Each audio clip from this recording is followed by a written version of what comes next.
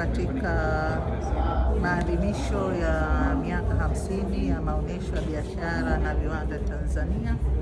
Katika kijiji cha bima tuko pamoja na wadau wetu wa bima ambao hawapungui 50 kama sikosei, lakini katika maonyesho haya tumenufaika kwa asilimia takriban 80 kwa kutoa elimu ya bima kwa wananchi mbalimbali, lakini vile vile kutatua changamoto ambazo zinawakumba au wanazipata wanufaika wa bima pamoja na wananchi kwa ujumla.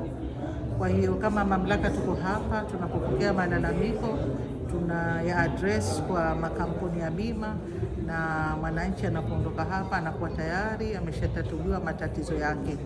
Kwa hiyo wananchi wengi wametembelea katika mabanda yetu kwa kupata elimu, lakini vile vile kutatua matatizo au changamoto ambazo walizokuwa nazo.